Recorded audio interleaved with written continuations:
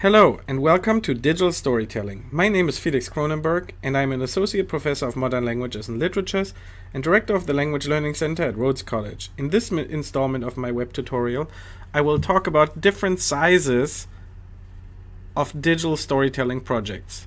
From digital micronarratives, very short narratives, to project-based digital storytelling, which are very large and comprehensive digital storytelling projects. Let's start with the digital micronarratives. Let's start actually with a small narrative in a German introductory textbook. This is pretty normal to see these kind of stories in the language course book. We see images with text. We can see, even without speaking a word of German, what Herr Wagner, the protagonist here, is doing. He gets up, he takes a shower, he has breakfast, he leaves for work, etc. The story really is not quite meaningful because it's mostly a vehicle for transporting necessary grammatical information. In a sense, it also just shows the new vocabulary. A story like this would then ask the student, the learner, to repeat the story from the first person. Now, this would not be very meaningful communication because the student would simply transform and conjugate the verb. So there's really no new information, and thus it's not very interesting to listen to this narrative. But this narrative is really important because it is so linked to one's identity. Gard and Martin Rojo write, "Identity comprises of lots of narratives that the person constructions for him or herself and for others. In these narratives, which may vary across occasions, people do an interpretation of themselves, attempting to give meaning to their lives and constructing a socially recognizable self. In short, autobiographical narratives do not only represent or express the self, but rather constitute it." Now, a digital story, and I will show you an example of this digital story now, that the student constructs with the same kind of content is much more meaningful. As you listen to the video, listen to the utterances that the student uses, like yawning, ah, or for example, water running in the background, shh, or listen to the funky music.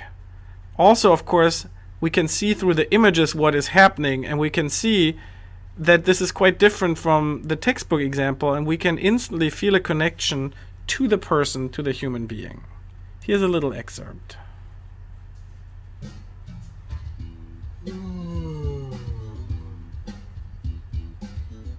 Frank steht 8 Uhr auf. Macht sein Bett und sieht Facebook an. Freut sich auf den Tag.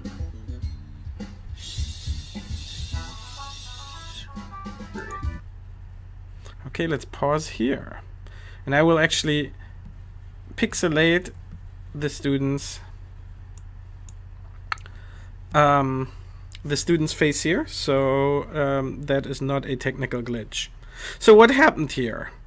We have a multimodal text compared to the textbook example. And these multimodal texts, as Hal and Nelson write, can create a different system of signification, one that transcends the collective contribution of its constitutive parts. In other words, to say, this is a really interesting story, even for a student with just a few weeks of learning that language. Now, these micronarratives can be used in a number of different ways, and students have done so in many of my classes. They are quick and easy, and you can create multiple at a time. They can just be a minute or two. They can be about very basic or very difficult topics. And the whole of the stories make up a larger narrative in itself. You can use multiple tools. Here, for example, we can see a Twitter narrative. And so students in this example took on fake personas and tweeted as them and tweeted about different media. Another way of digital micro storytelling. Now, what not to do? In digital storytelling, try not to overdo it. Spending too much time on the technical aspects really takes away from the work and the focus of what you're trying to accomplish. So here's an example, for example, where a student created Jetzt braucht Mario seine a digital Feuerkugeln. story based on a wirft video game. This is Feuerkugeln called zu den Machinima. bösen Fischen. The video is great findet in and Samt very viele interesting, goldene but Münzen. this took a lot of time, and probably this time should be spent on learning the language. Let's look at some other projects here. This is a tool called VoiceThread. I'll mention this in one of the later tutorials again.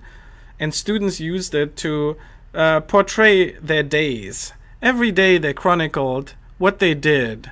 They could do this out in the community, taking their cell phones or their tablets and recording snippets throughout the week. And overall, we had a large canvas, a large portrayal of their lives during that semester. In this one large project, I had students go out into the community and interview immigrants about why they moved to Memphis. The project itself was a semester project and quite involved, but the main work really was interviewing the immigrants, talking with students, prepping them, going through the oral history interviews, and then at the end we created a digital story which kind of summed up in a 2-minute video what the students had learned after hours of speaking to the immigrants. Here's another project that we did using Google Maps, Google Earth actually, and students narrated different tours based on their interests through Germany, both using interactive media in the application, but also using their voice.